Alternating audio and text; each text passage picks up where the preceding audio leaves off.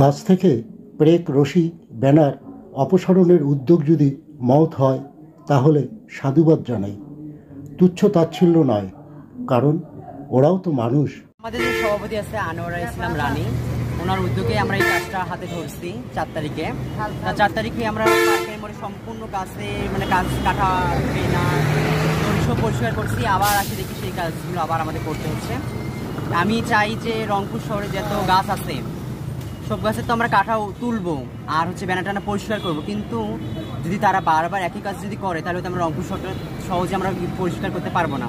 এই যে পার্কের মোড় করে গেছি আমরা আমার কাছে না বলতে আবার আমার কাছে থেকে আমাদের পার্কের মোড় ঘুরে ব্যাক হয়ে আবার কাজ করতে হচ্ছে এখানে। কেন?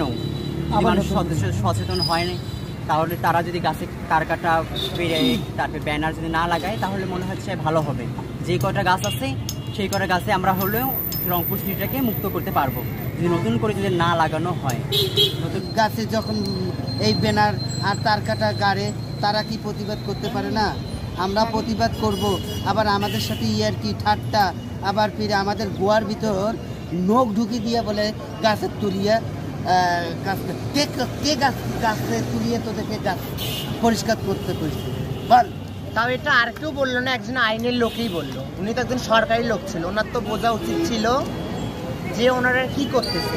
আমরা পিছিয়ে পড়ে একটা জনগোষ্ঠী এত সুন্দর একটা কাজ করতেছে, ওনার কাজ ছিল যে উনি এসে আমাদেরকে উৎসাহ দিবে, কিন্তু উনি আমাদেরকে উৎসাহ না দিয়ে উনি কি করলে এসে আমাদের সাথে মজা নিতেছে।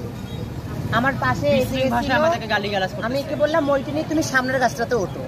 সামনের গাছটাতে উঠতে গেছে, সামনে শাবলটা ছিল, একে বললো যে শাবলটা দিয়ে ওকে ভাষায় দাও। এটা কেমন ভাষা না? আমি যখন ওনাকে বললাম আপনি কি ভাষা বললেন ভাইয়া, আপনি তো আমাদের সাথে মজা নিতে পারেন না, মজা নেওয়ার রাইট আপনার নাই।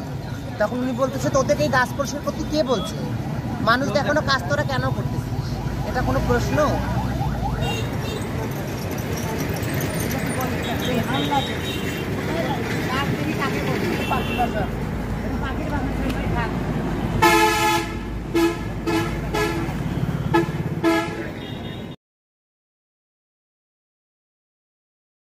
একটি গাছ একটি প্রাণ, এসো রক্ষা করি। একটি গাছ একটি প্রাণ, এসো রক্ষা করি।